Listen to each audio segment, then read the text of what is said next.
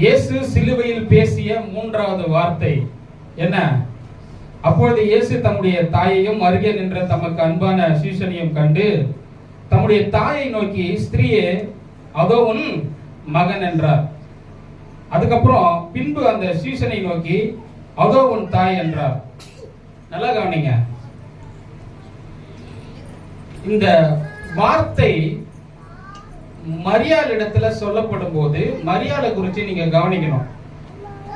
இதுக்கு மேல 25ல பாத்தீங்கன்னா, இயேசுவின் சிலுவை அருகே அவருடைய தாயும் அவருடைய தாயின் சகோதரி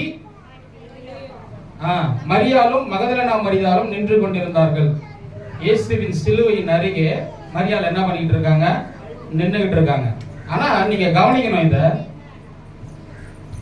இந்த சம்பவம் நடக்க போகுதா, நடக்குமா அப்படிங்கறதெல்லாம் யாருக்கு தெரியாது?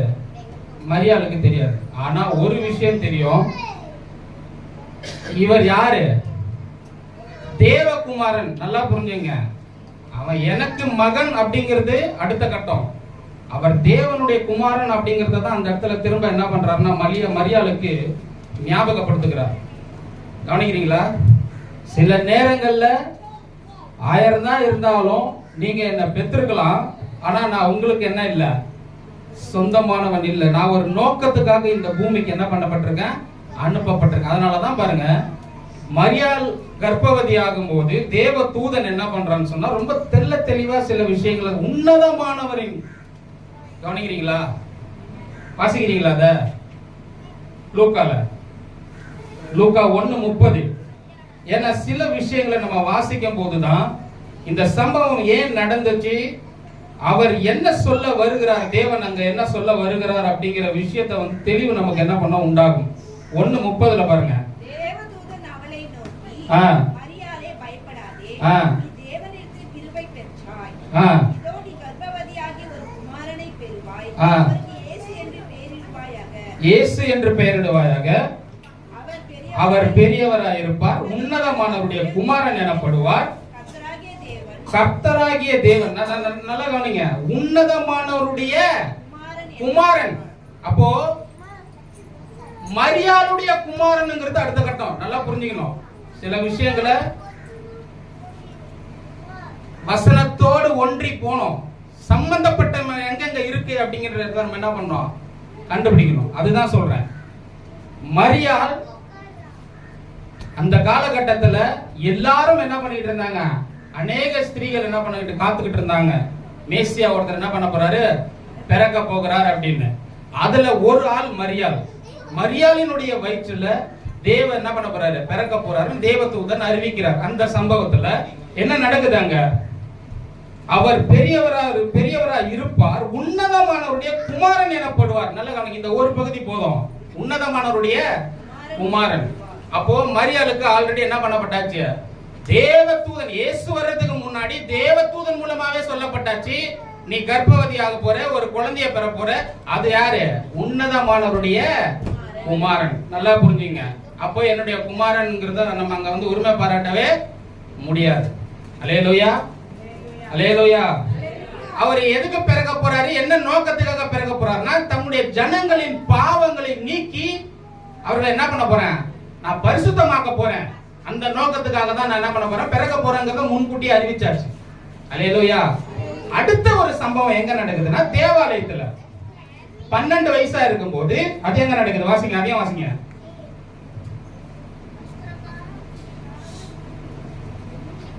லூக்கா 2:41. அவருடைய தாய் தகப்பன்மார் வருஷந்தோறும் பஸ்கா பண்டிகையில் எருசலேமுக்கு போவார்கள். அவருக்கு 12 வயதான போது அவர்கள் அந்த பண்டிகை முறைமையின்படி எருசலேமுக்கு போய் பண்டிகை நாட்கள் முடிந்து திரும்பி வருகிற போது பிள்ளையாகிய இயேசு எருசலேமிலே இருந்து விட்டார். இது அவருடைய தாயாருக்கும் யோசேப்புக்கும் தெரியாதிருந்தது. நல்லா கவனிங்க. உன்னதமானவருடைய குமாரன் எங்க இருந்துட்டாரு? எருசலேம்ங்கிறது எருசலேம் தேவாலயத்துல அவர் தங்கிட்டாரு. கவனிக்கிறீங்களா? வார்த்தைகள் வரும்போது நல்லா கவனிங்க. ஏன்னா வார்த்தையை கேட்கும் போதுதான் அதற்கான ஒரு தெளிவு நமக்கு என்ன பண்ணோம் உண்டாகும். அல்லேலூயா. ஒரு வசனத்தோட இன்னொரு வசனம் கலந்த போதுதான் அந்த புரிதல் நமக்கு என்ன பண்ணோம் உண்டாகும். ஏன் அந்த வார்த்தையை இயேசு சிலுவையில சொன்னாருங்கிறது தெளிவா நமக்கு புரியணும். அல்லேலூயா. அந்த வார்த்தையை ஏன் சொன்னார்? அதோ உன் மகன் அப்படின்னு சொல்றதுக்கான ரீசன் என்ன? அப்ப இயேசு அவருடைய மரியாளுடைய மகன் இல்லையா? அதெல்லாம் கேள்விகள் கேட்கணும் இல்லையா? அப்போ தேவாலயத்துல என்ன நடக்குது? 12 வயசுல என்ன பண்றாங்க? போறாங்க, போயிட்டு பஸ்கா பண்டிகை கொண்டாடுறதுக்காக போறாங்க. அங்கேயே அவர் என்ன பண்ணிட்டாரு? தங்கிட்டாரு. அவர் அங்க விட்டுட்டு என்ன பண்ணாங்க? கூட தான் வராருன்னு நினைச்சுக்கிட்டு இவங்க போயிட்டாங்க. எவ்வளவு போயிட்டாங்க தெரியுமா? ஒரு நாள் பயணம் போயிருக்கிறாங்க. ஒரு நாள் பயணம் போயிட்டு திரும்ப ரிட்டர்ன் வராங்க தேவாலயத்துக்கு. அல்லேலூயா. கவனிக்கிறீங்களா? ரிட்டர்ன் வந்து 32 வாசிங்க. சரி 51 வாசிங்க.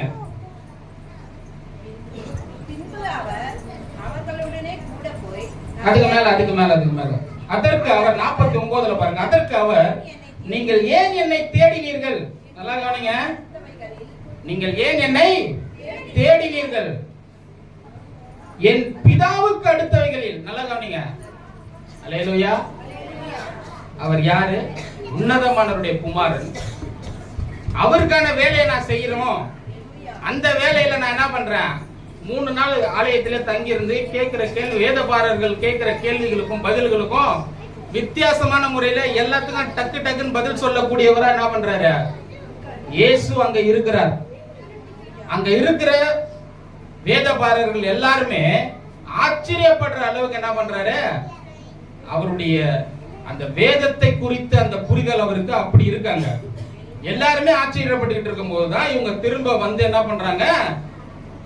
அவரை காணுமே தேடி வந்தபோது அவர் அங்க பேசிட்டு இருக்கிறத பார்த்த உடனே அவர் இடத்துல கேக்குறாங்க. அதுக்கு அவர் பதில் சொல்றாரு, என்னை ஏன் நீங்க தேடுறீங்க? அல்லேலூயா. என்னை ஏன் நீங்க தேடினீர்கள்? என்னை ஏன் நீங்க தேடினீர்கள்? என் பிதாவுக்கு அடுத்த, கவனிக்கிறீங்களா? அடுத்தவர்களில் நான் இருக்க வேண்டியது என்று அறியீர்களா? நான் அவருடைய காரியத்தை செய்யும்படி இந்த பூமியில வந்திருக்கிறேன். எனக்கு ஒரு நோக்கம் கொடுக்கப்பட்டிருக்கு. கவனிக்கிறீங்களா? அந்த நோக்கத்தை நிறைவேற்றும்படி நான் என்ன பண்றேன்? இங்க இருக்கேன். அதற்கான வேலையை நான் செஞ்சிட்டு இருக்கேன் 12 வயசுல. அல்லேலூயா. அப்பவே சொல்றாரு. இதுக்கப்புறம் ஒரு சம்பவம் நடக்குது பாருங்க. பின்பு அவர் அவர்களுடைய கூட நாசரேத்துக்கு சேர்ந்து அவர்களுக்கு கீழ்ப்படிந்திருந்தார். அவருடைய தாயார், நல்லா கவனிங்க. இங்க நம்ம மரியாதை குறிச்சு தான் 2 பேர் தான், மரியாள், இயேசு. இது 2 விஷயத்தை கவனிக்கணும் இந்த பகுதியில. அல்லேலூயா. மரியாளுடைய ரோல் என்ன? இயேசுனுடைய ரோல் என்ன? மரியாள் என்ன சொன்னாங்க? இயேசு என்ன சொன்னார்? இதுதான் கவனிக்கணும் நம்ம. கீழ்ப்படிந்திருந்தார். அவருடைய தாயார் இந்த சங்கதிகள் எல்லாம் தன் இருதயத்திலே வைத்துக் கொண்டாள். அல்லேலூயா. அப்ப என்ன நடந்திருக்கும்? கொஞ்சம் யோசித்து பாருங்க. தேவதூதன் பிறக்கிறதுக்கு முன்னாடியே விஷயத்தை சொல்லிட்டான். உன்னதமானவருடைய குமாரன் என்ன பண்ண போறாரு? உனக்காக பிறக்க போகிறார். உன் வயித்துல என்ன பண்ண போறாரு? உன்னதமானவருடைய குமாரன் பிறக்க போகிறார். அவர் ஜனங்களுடைய பாவங்களை நீக்கி என்ன பண்ண போறாரு? எல்லாரையும் என்ன பண்ண போறாரு? சுத்தம் பண்ண போகிறார். ஜனங்களுடைய பாவங்களை நீக்குவதற்காக தான் அவர் என்ன பண்ண போறாரு? பிறக்க போறாரு. அவருக்கு இயேசுன்னு பெயர் வைன்னு சொல்லியாச்சு. அதுக்கப்புறம் இங்க என்ன நடக்குது? இயேசுவே தன்னுடைய வாயை திறந்து சொல்றாரு, என்னை எதுக்கு நீங்க தேடுறீங்க? நான் அவருடைய நோக்கத்தை நிறைவேற்றும்படி நான் நிறைவேற்றுவதுதான் என்னுடைய முக்கியமான வேலையா இருக்கிறதுனால என்னை எதுக்கு நீங்க தேடுனீங்க அப்படின்னு கேட்கிறார். அல்லேலூயா. இந்த விஷயத்தை கேள்விப்பட்ட உடனே மரியாள் தன்னுடைய இருதயத்தில் அதை என்ன பண்றா? வச்சு யோசிக்க ஆரம்பிச்சுட்டான். அல்லேலூயா. அல்லேலூயா. கவனிக்கிறீங்களா? மரியாளுக்கு இயேசு மட்டும் தான் பிள்ளைன்னு நினைக்கிறீங்களா? மரியாளுக்கு எத்தனை பிள்ளைங்க? அல்லேலூயா. நல்லா கவனிங்க. இயேசு, அதாவது மரியாள் கன்னியா இருக்கும்போது இயேசுவை என்ன பண்ணாங்க? பெற்றெடுத்தாங்க. கவனிங்க. அதுக்கப்புறமா யோசேப்பின் மூலமா, யோசேப்பு அது வரைக்கும் மரியாதை அறியாதிருந்தான் சொல்றது அது வேற பிசிக்கலா. அல்லேலூயா. ஆனா அதுக்கப்புறம் அவங்க யோசேப்புக்கும் மரியாளுக்கும் என்ன எத்தனை பிள்ளைங்க? கிட்டத்தட்ட 6 பிள்ளைங்க. எங்க இருக்குதுன்னு வாசிக்கிறீங்களா? மார்க் 6ஆம் அதிகாரம் எடுங்க. மார்க் 6 3ஆம் வசனத்துல பாருங்க.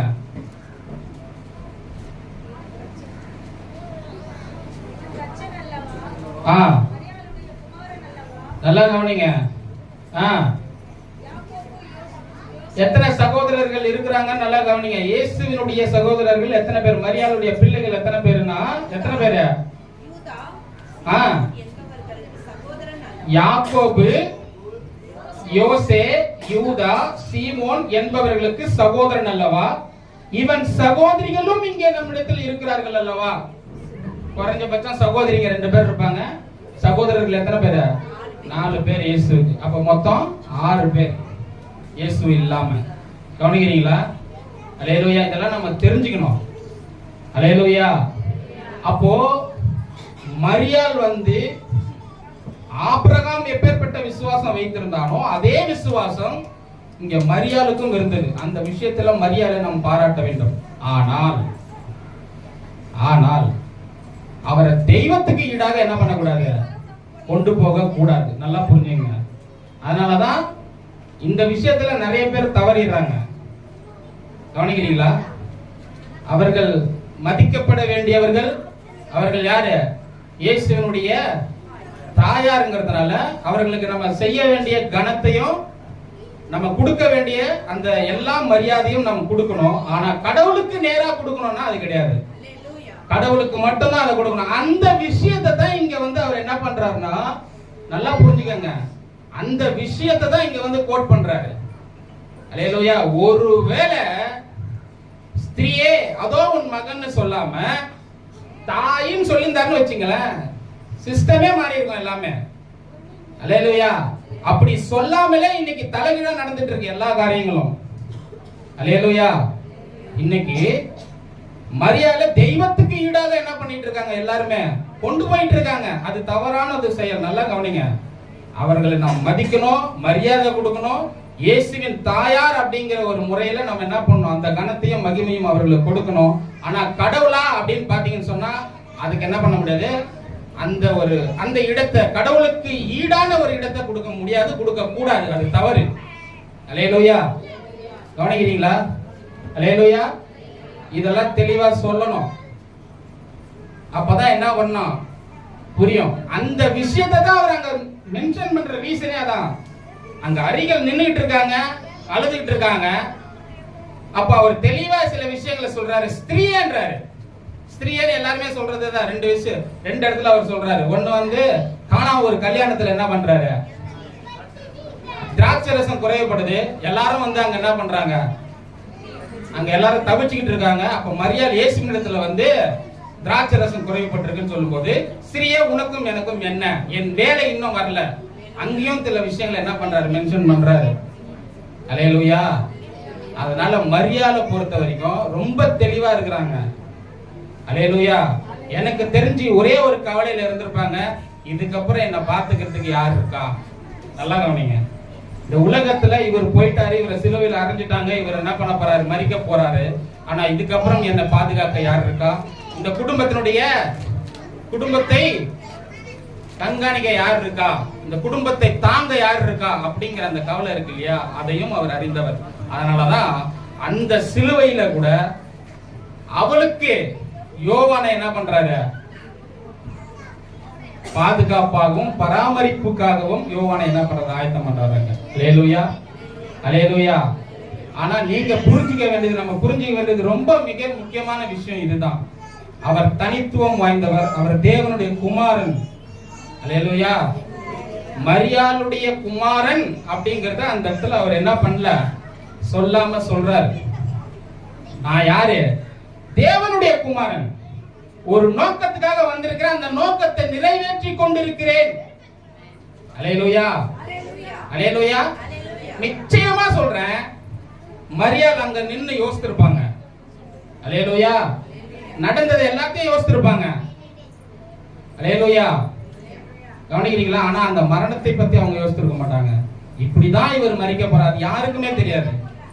பிதாவுக்கும் இயேசுவுக்கும் மட்டுமே தெரிஞ்ச விஷயம். அல்லேலூயா. கவனிக்கிறீங்களா? பிதாவுக்கும் இயேசுவுக்கும் தெரிந்த அந்த விஷயம். என்ன நினைக்கிறாங்க? எல்லாரும் நினைக்கிறாங்க இயேசு என்ன பண்ணிட்டாரு? சிலுவையில மரிச்சிட்டாரு அப்படின்னு சொல்லிட்டு. ஆனா நீங்க நல்லா கவனிக்கணும், இது எல்லாமே திட்டமிடப்பட்ட ஒன்று. அல்லேலூயா. உலக தோற்றத்துக்கு முன்னாடியே இதெல்லாம் திட்டமிடப்பட்டது. அல்லேலூயா. உலக தோற்றத்துக்கு முன்னாடியே, நீங்களும் நானும் உண்டாகிறதுக்கு முன்னாடியே திட்டங்கள் என்ன பண்ணப்பட்டாச்சு? போட்டு வைக்கப்பட்டாச்சு. அல்லேலூயா. நான் மனுஷனை உண்டாக்குவேன், அந்த மனுஷன் பாவம் செய்வான், அந்த பாவத்துக்கான பரிகாரம் இயேசுவாகிய நீங்க என்ன பண்ணணும்? போயிட்டு அதை செலுத்தணும். பின்பு மனுஷனை என்ன பண்ணணும்? என்னுடைய பிள்ளையா நான் மாத்தணும். எல்லாமே திட்டமிடப்பட்ட ஒண்ணு. ஏதோ போற போக்குல நடந்துச்சுங்கிற மாதிரி எல்லாம் என்ன பண்ணாதீங்க. யாராவது சொன்னா நம்பாதீங்க. அல்லேலூயா. தெள்ள தெளிவா திட்டமிடப்பட்டு ரொம்ப அழகா திட்டங்களை நிறைவேற்றப்பட்டிருக்கிறது. அல்லேலூயா. மீட்பின் திட்டம்ங்கிறது ரொம்ப எப்படி சொல்றது, பெர்ஃபெக்ட்டா செஞ்சு முடிக்கப்பட்டிருக்கு. அல்லேலூயா. இனிமே நான் முழங்கால் படிட்டு நான் கண்ணீர் சிந்தி கதறிதான் எனக்கான ரட்சிப்பை நான் வாங்கணும்னு அவசியமே இல்லை. ரட்சிப்பு ஏற்படுத்தப்பட்டாச்சு. நல்லா புரிஞ்சுங்க. இத புரியணும். இந்த புரிதல் ஒவ்வொருவருக்கும் வேணுங்கிறது தான் இந்த குட் ஃப்ரைடே முக்கிய செய்தி. அல்லேலூயா. கவனிக்கிறீங்களா? குட் ஃப்ரைடேனா என்ன? எனக்காக ஒரு மீட்பர் என்ன பண்ணியிருக்கிறாரு? என்னுடைய மீட்பு, என்னுடைய பாவத்திலிருந்து என்ன மீட்ட ஒரு மீட்பர் ஒருத்தர் இருக்காரு. அவர் யாருன்னு தெரியணும். அல்லேலூயா. அல்லேலூயா. எல்லாரும் போல கண்ணீர் சிந்துறதுக்கான நேரம் கிடையாது இது. அல்லேலூயா. எல்லாரும் கஞ்சி குடிக்கிறவங்கள அந்த மாதிரி நம்மளும் கஞ்சி குடிக்க வேண்டிய நேரம் கிடையாது இது. இது புரிதலுக்கான நேரம். அல்லேலூயா. நல்லா கவனிங்க. இங்க இருக்கணும். அவர் என்ன செய்திருக்கிறார்? ரட்சிப்பை 2000 வருஷத்துக்கு முன்னாடி எனக்கு என்ன பண்ணிருக்கிறாரு? பாவத்திலிருந்து என்ன மீட்டு இருக்கிறாருன்னு சொன்னா, அப்ப இன்னைக்கு நான் யார்? அவருடைய பிள்ளைங்கிற அந்த அது புரியணும் முதல்ல. அது புரியாத வரைக்கும் நான் பிள்ளைங்கிற எண்ணமே எனக்கு வராது. அல்லேலூயா. என் மீட்பர் அவர். கவனிக்கிறீங்களா? ஒரு விஷயம் நான் சொல்றேன். இந்த ரட்சிப்புல ஏதாவது ஒரு கோளாறு இருக்குதுன்னு சொன்னா அது என்கிட்ட தான் இருக்கு, நம்ம தவிர அவர் கையில கிடையாது. ஏன்னா அவர் எல்லாவற்றையும் சரியாய் செய்து முடித்தவர். கவனிக்கிறீங்களா? ரட்சிப்ப எல்லாவற்றையும் சரியாய் செய்து முடித்திருக்கிறார். அல்லேலூயா. தன்னுடைய தாய் கூட அந்த இடத்துல கவலைப்படக்கூடாதுங்கிறதுக்காக அந்த நேரத்திலையும் நான் ஒரு நோக்கத்துக்காக வந்தவர், என்னுடைய நோக்கத்தை நான் நிறைவேற்றி கொண்டிருக்கிறேன். என் பிதாவின் சித்தத்தின்படி எல்லாமே நடந்துட்டு இருக்குது. அல்லேலூயா. அதனால நீ என்ன பண்ணாத, இத பத்திலாம் கவலைப்படாத. உன்னை பராமரிக்க ஒருத்தனை நான் என்ன பண்றேன்? ஏற்படுத்துறேன். நாங்க ஏற்படுத்திட்டு போறாரு. அல்லேலூயா. கவனிக்கிறீங்களா? அல்லேலூயா. அல்லேலூயா. அல்லேலூயா. ஆமா. அதனால என்ன பண்ணுங்க? என்ன பண்ணுங்க? தைரியமா நில்லுங்க. தைரியமா கிருபாசன தண்டல நம்ம நெருங்கணும். அவருடைய பிள்ளையா நெருங்கணும். அல்லேலூயா. இந்த புரிதலும் இந்த அறிவும் தான் ஒரு கிறிஸ்தவனுக்கு ரொம்ப முக்கியமா வேண்டும். அல்லேலூயா. அல்லேலூயா. பாவம் இல்லாத அவர் பாவமானார். நீதினா என்னன்னே தெரியாத என்ன நீதிமானாய் மாற்றும்படி. அல்லேலூயா. குமாரன் சொன்னா போல. அல்லேலூயா. ஒரு வார்த்தை, பிதாவே இவர்களுக்கு மன்னியம் தாங்கள் செய்கிறது இன்னதென்று அறியாது இருக்கிறார்கள். அந்த அறியாது இருக்கிறாங்க பாத்தீங்களா? அந்த அறியாத இருக்கிற கேட்டகரியில தான் நம்ம எல்லாருமே இருக்கிறோம். அங்க இருக்கிறவங்களை மட்டும் அவர் பார்த்து சொல்லல, பொதுவா மொத்த பேரையும் தான் சொல்றாரு. இன்னைக்கு இருக்கிற அநேக கிறிஸ்தவர்களே அறியாததான் இருக்கிறாங்க அவரை. அல்லேலூயா. தாங்கள் செய்கிறது இன்னதென்று அறியாது இருக்கிறார்கள். எதுக்கு ஜெபிக்கிறோம்? எதுக்கு உபவாசம் போடுறோம்? எதுக்கு கோயிலுக்கு வரோம்? எதுக்கு அவருடைய வார்த்தையை கேட்கிறோம்? எல்லாமே அறியாம தான் செஞ்சிட்டு இருக்காங்க. ஆனா நான் ஒண்ணு சொல்றேன் பாருங்க, இதை நாம் அறிந்தோம் என்றால் யாரும் உங்களுக்கு ஒரு வார்த்தை சொல்ல வேண்டிய அவசியமே இல்லை. நீங்களே வந்து நிப்பீங்க. அல்லேலூயா. அவரை இன்னும் அதிகமாய் நீங்கள் தேடுவீங்க. அன்பு அவர் மேல உங்களுக்கு அளவில்லாமல் வரும். ஒரு விஷயம் சொல்றேன் பாருங்க, அவர் அன்லிமிட்டட் காட். அன்பு அவர்கிட்ட ஏராளமா கொட்டி கிடக்குது. அதெல்லாம் அவரால் என்ன பண்ண முடியாது. இன்னைக்கு நீ நம்ம பேசுறோம் பாருங்க, இதெல்லாம் அன்பே கிடையாது. நீ என்கிட்ட அன்பு காட்டு, நான் அன்பு காட்டுறேன். நீ என்கிட்ட பேசு, நான் உங்ககிட்ட பேசுறேன். இதெல்லாம் அன்பே கிடையாது. அல்லேலூயா. அன்பு எங்க இருக்குதுன்னா சிலுவையில இருக்குது. அங்க சிலுவையில தொங்கிக்கிட்டு இருக்கு பாருங்க. கவனிக்கிறீங்களா?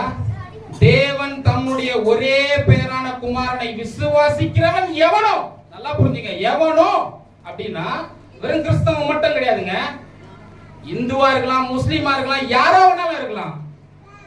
அவரை விசுவாசிக்கிறவன் எவனோ அவன் கெட்டு போகாமல் நித்திய ஜீவனை அடையும்படிக்கு அவரை தந்தருளி இவ்வளவாய் உலகத்தில் அன்பு கூர்ந்தார். இந்த உலகத்தில் அன்பு கூறுற விஷயங்கிறது சாதாரண விஷயம் கிடையாது. இன்னைக்கு நாம என்ன பண்ணுவோம், நம்ம பிள்ளைங்க கிட்ட மட்டும் நம்ம என்ன பண்ணுவோம், என் புள்ள அதனால நான் அன்பு கூறுறேன், மத்தவங்க பிள்ளைய பார்த்தோம்னா ஒதுக்குவோம். அல்லேலூயா. உலகத்தில் அன்பு கூர்ந்தார்னா நல்லவனுக்கும் மழை வருது, கெட்டவனுக்கும் மழை வருது. அல்லேலூயா. கவனிக்கிறீங்களா? நல்லவனுக்கும் மழை பெய்யுது, கெட்டவனுக்கும் மழை பெய்யுது. அல்லேலூயா. நல்லவனும் சாப்பிடுறான், கெட்டவனும் சாப்பிடுறான். இல்ல இல்ல என் பிள்ளைங்க மட்டும் தான் சாப்பிடணும்னு அவர் நடக்கிறாரு கிடையாது. சூரியன் எல்லார் மேலும் உதிக்குது. அதனாலதான் சொல்றேன், நம்ம கீழே இருக்கிற ஆளுங்களை எல்லாம் பார்த்தோம்னா விழுந்துருவோம். நல்லா புரிஞ்சுங்க. எப்பவுமே நாம் பார்க்க வேண்டிய ஒரே நபர் அவர்தான். அல்லேலூயா. எந்த டவுட் இருந்தாலும் நேரா அவர்கிட்ட போயிடுங்க. எந்த சந்தேகம் இருந்தாலும் அவரை பாருங்க. அல்லேலூயா. நான் செய்யறது தப்பா ரைட்டா அங்க பாருங்க. மனுஷனை பாத்தீங்கன்னா சரிப்பட்டு வராது. அல்லேலூயா. அல்லேலூயா. அதனாலதான் அவர் என்ன பண்ணாரு, அவர் தனித்துவம் வாய்ந்தவர்ங்கிறத காட்டுறாரு அங்கேயும். அல்லேலூயா. அல்லேலூயா. கவனிக்கிறீங்களா? கர்த்தர் தாமே இந்த வசனங்களை ஆசீர்வதிப்பார்கள்.